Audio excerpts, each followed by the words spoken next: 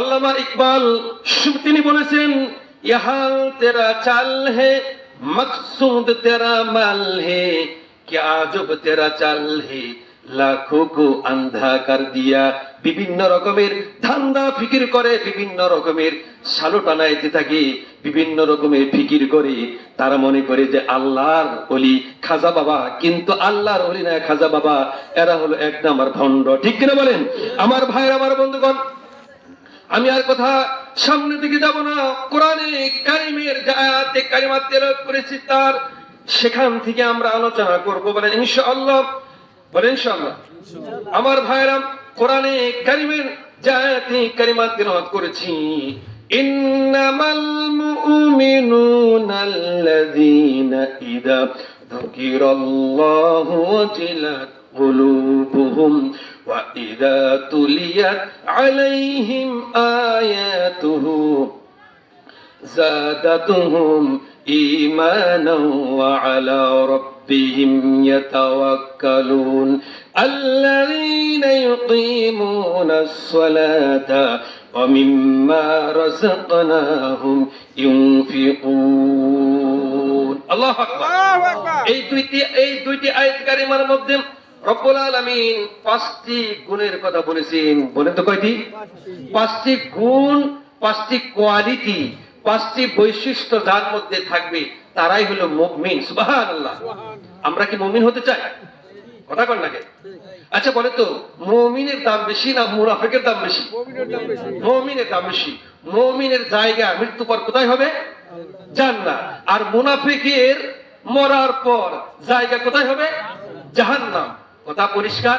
আমার ভাইয়েরা, আমার মায়েরা, বোনেরা, যারা আমার আলোচনা শুনতেছেন, প্রত্যেকের জন্য এই আলোচনা। এই আয়াতে কারিমার মধ্যে 5টি গুণ, 5টি কোয়ালিটির কথা বলেছেন।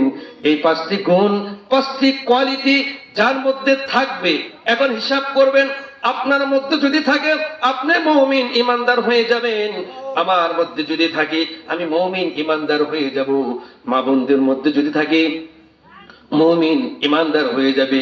আর আপনার মধ্যে, আমার মধ্যে, মা বোনদের মধ্যে যদি না থাকে, তাহলে মুমিন ইমানদার হওয়া যাবে না। ঠিক না বলে ম্যাডাম? 1 নাম্বার গুণ হলো ইন্নামাল মুমিনুনা আল্লাযীনা ইযা যুকিরাল্লাহু ওয়াজিলাত কুলুবুহুম। 1 নাম্বার গুণ হলো আল্লাহর কথা যাদের সামনে উচ্চারণ করা হয়, তাদের অন্তঃকরণটা ভয়ে থরথর করে কাঁপতে থাকে। সুবহানাল্লাহ। 1 নম্বর গুণ কি?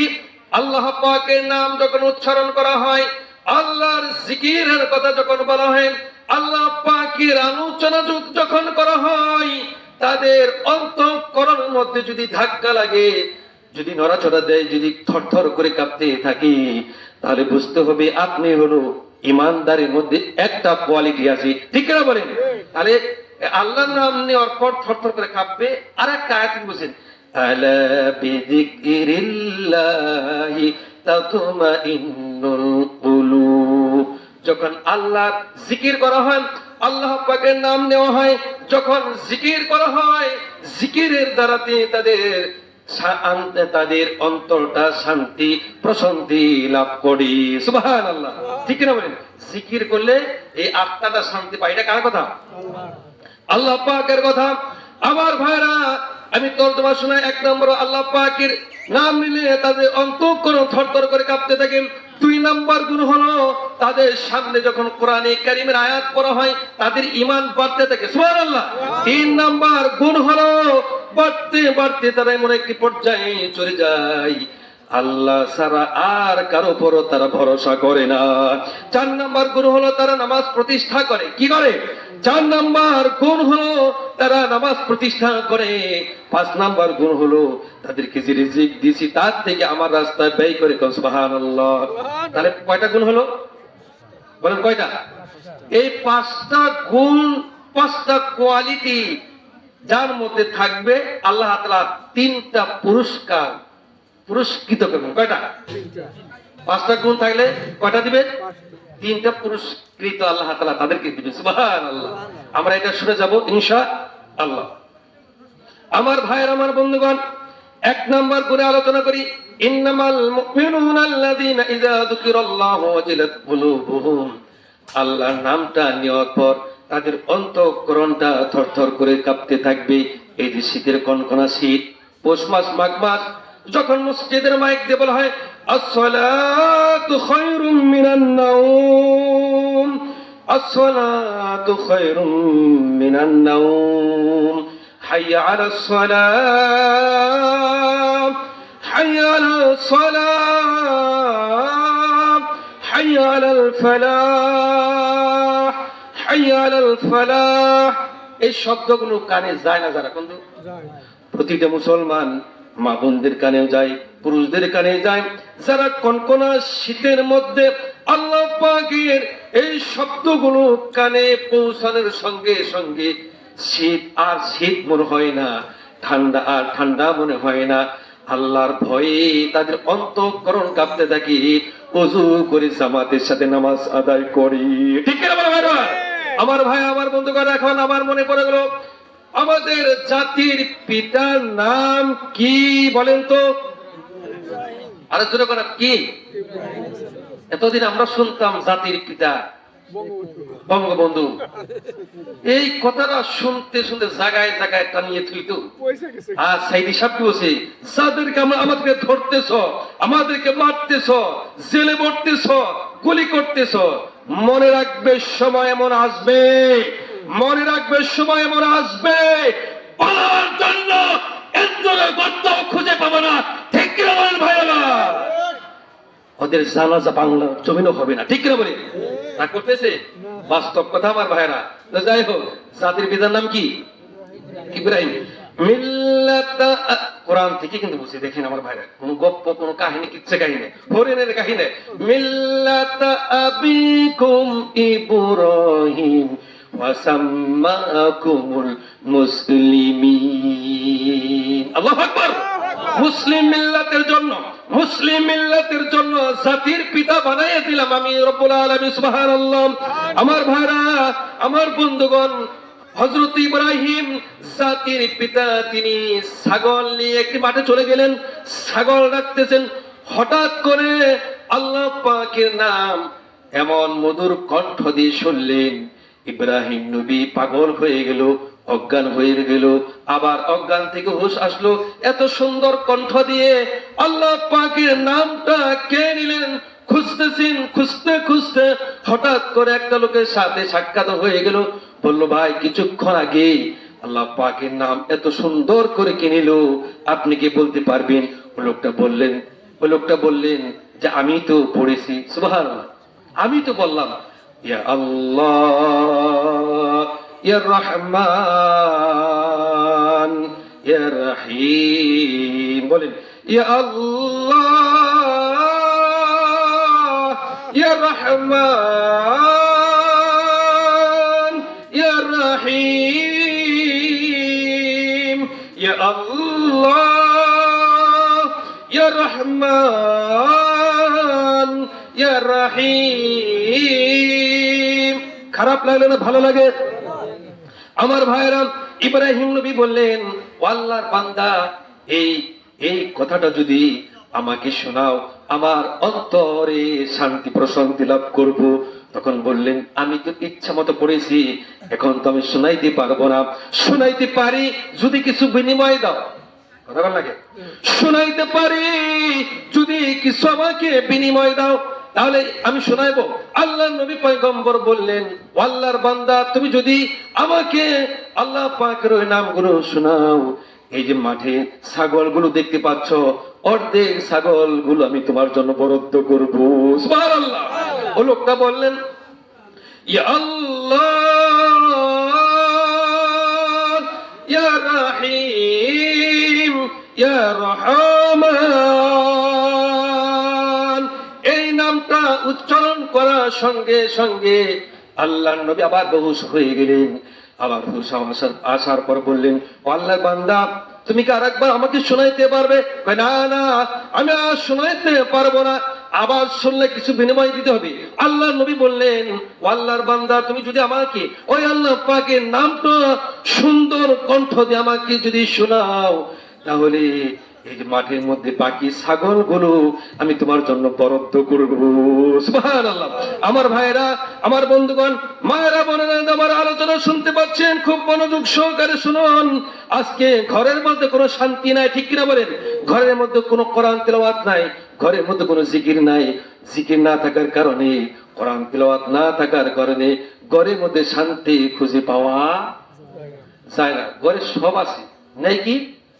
শান্তি। সন্তান, ছেলে মেয়ে মা বাবার কথা শুনে না, মা বাবা ছেলে সন্তানের হক আদায় করে না, স্ত্রী তার স্বামীর কথা শুনে না, স্বামী স্ত্রীর কথা শুনে না।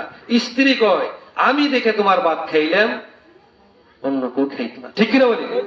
কত ঠাটা পরে এই কালোর উপরে পড়ে না, এরকম মহিলারা আছে না? হ্যাঁ, এরকম সব মা বোনদের মধ্যে না কিন্তু, আমার ভাইরা। আবার অনেক পুরুষ আছে আমরা গরুর মতো পিটাইতে দেখি, ঠিক কিনা বলি? স্ত্রীদেরকে দাসের মতো মনে করে।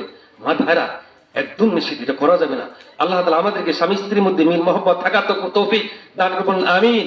আমার ভাইয়ের, আমার বন্ধুগণ, ইব্রাহিম নবী বললেন, ও আল্লাহর বান্দা, তুমি যদি আল্লাহ পাকের নামটা আমাকে সুন্দর কণ্ঠ দিয়ে শোনাও, আমি শান্তি প্রশান্তি লাভ করব। ও আল্লাহর বান্দা বললেন, আমি শোনাইতে পারবো না। তুমি কি দেবে? কিচ্ছু নাই। তোমার কাছে যে ছাগলগুলো ছিল সবগুলো তো আমাকে দান করেছ, এখন আমি আর শোনাইতে পারবো না। ইব্রাহিম নবী বললেন, ও আল্লাহর বান্দা, কিছুক্ষণ আগে এই সমস্ত ছাগলের মালিক আমি ছিলাম, এখন তো আপনি ছাগলের মালিক হয়ে গেলেন, কিন্তু এই ছাগল রাখার জন্য একটা লোকের প্রয়োজন আছে না নেই? এই ছাগল রাখার জন্য একটা লোকের প্রয়োজন আছে। আপনি যদি আল্লাহ পাকের নামটা আর একবার শোনান, আল্লাহ পাকের নামটা আর একবার শোনান, এই ছাগলের রাখাল আমি নিজে হয়ে যাব। সুবহানাল্লাহ। আমার ভাই, আমার বন্ধুগণ, আল্লাহ পাকের নামটা শুনিয়ে দিলেন। আল্লাহ পাকের নামটা শুনিয়ে দিলেন। শুনিয়ে দেওয়ার পর ওই লোকটা বললেন, আল্লাহ নবী পয়গম্বর ইব্রাহিম, আপনি তো জানেন না আমি কি? আল্লাহ নবী পয়গম্বর, আপনি তো জানেন না আমি কি? আমি হলাম হযরতে জিবরাইল আলাইহিস সালাতু ওয়াস সালাম। সুবহানাল্লাহ। আমার ভাইরা, আমার বন্ধুগণ, এই আয়াতে কারিমার মধ্যে কয়টা গুণ বলেন? কয়টা গুণ? কথা বল নাই। আয়াতে কারিমার মধ্যে 5টি গুণ। আমার আলোচনা কিন্তু শেষ পর্যায়ে, আমি কিন্তু বলতে পারলাম না। হযরতে জিবরাইল বলেন, আমি জিবরাইল, রব্বে কারীম আপনাকে পরীক্ষা করার জন্য আমাকে পাঠাইছি। সুবহানাল্লাহ। আমার ভাইয়ের, আমার বন্ধুগণ, 1 নাম্বার গুণ হলো আল্লাহ পাকের নাম উচ্চারণ করলে তাদের অন্তঃকরণ থরথর করে কাঁপতে থাকে। 2 নাম্বার গুণ হলো তাদের সামনে যখন কোরআনে কারিমের আয়াতগুলো তেলাওয়াত করা হবে, কোরআনে কারিমের আয়াতগুলো যখন পাঠ করা হবে, তাদের ইমানদারের ইমান বাড়তে থাকবে। সুবহানাল্লাহ। ইমানদারের ইমান বাড়তে থাকবে। আর নাস্তিক বেঈমান যারা, তারা বিরোধিতা করবে, তারা যেখানে তাফসীরুল কোরআন মাহফিল সেখানেই তারা বাধা দিবে, ঠিক না বলেন? 3 নাম্বার গুণ হলো ইমান বাড়তে বাড়তে তারা এমন একটি পর্যায়ে চলে যাবে, বিপদে মুসিবতে যখন পড়বে, মামলা মোকদ্দমায় যখন পড়বে, অসুস্থ হয়ে পড়বে, একটা জিনিসের প্রয়োজন, তারা আল্লাহর উপরে ভরসা করবে। সুবহানাল্লাহ। 3 নাম্বার গুণ। 4 নাম্বার গুণ হলো আল্লাযীনা ইয়াকিমুনাস সালাতা ওয়া মিম্মা রাযাকনাহুম ইউনফিকুন। 4 নাম্বার গুণ হলো সে সমস্ত লোক নামাজ প্রতিষ্ঠা করবে, নিজে নামাজ পড়বে, পরিবার পরিজন আত্মীয় স্বজন পাড়া প্রতিবেশীকে সকলকে নামাজের জন্য বলবে।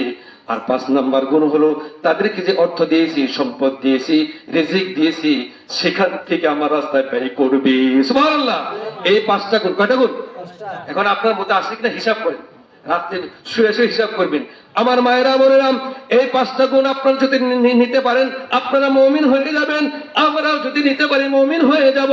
5টা গুণ, 5টা কোয়ালিটি থাকলে 3টা পুরস্কার কৃত করবেন। উলাইকা হুমুল মুমিনুনা হাক্কান লাহুম দারাজাতুন ইনদা রাব্বিহিম ওয়া মাগফিরাতুন ওয়া রিজকুন কারীম। সত্যি হলো তারা ঈমানদার। সুবহানাল্লাহ। আল্লাহ বলতে সত্যি হলো তারা ঈমানদার, তাদের জন্য আমি রব্বিক কারীমের মধ্যে মর্যাদা রয়েছে। সুবহানাল্লাহ।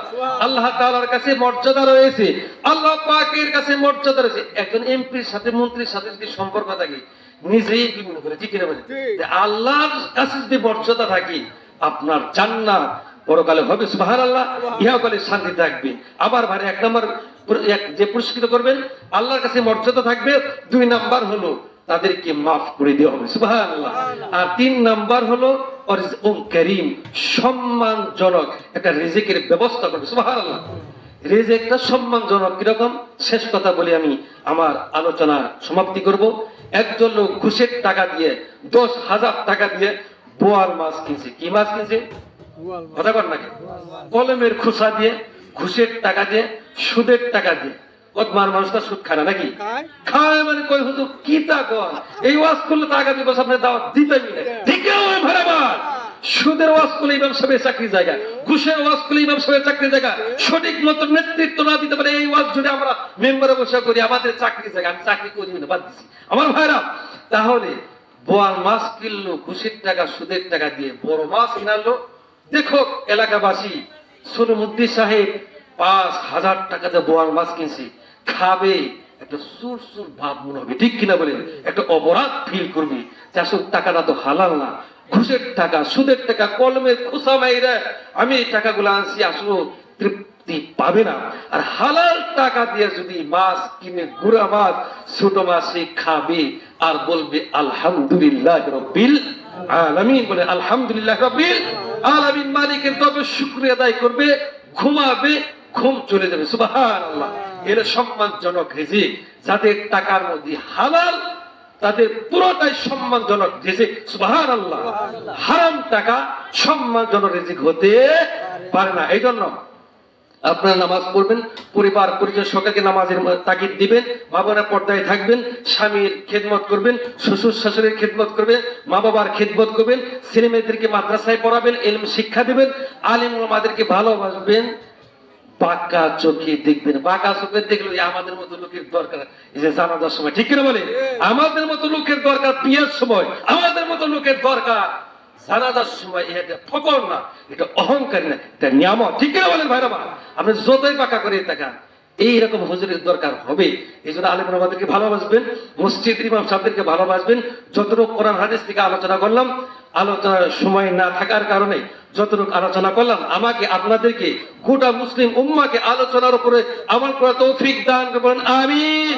আরো জোরে বলেন আমিন। আমার জন্য দোয়া করবেন, পরিবারের জন্য দোয়া করবেন। আমার আব্বা আম্মা আছে, আর মাহফিল করি, সত্য কথা যারা বলতে পারে, হক কথা যারা বলতে পারে, চাকরি থাকুক বা না থাকুক, মাহফিলের দাওয়াত দেখ বা না দেখ, এই জমিন আল্লাহর, জমিনে কোরআনের আইন প্রতিষ্ঠিত হবেই হবেই হবে। ঠিক কিনা বলে ভাইরা আমার? আসসালামু আলাইকুম ওয়া রাহমাতুল্লাহি ওয়া বারাকাতুহু।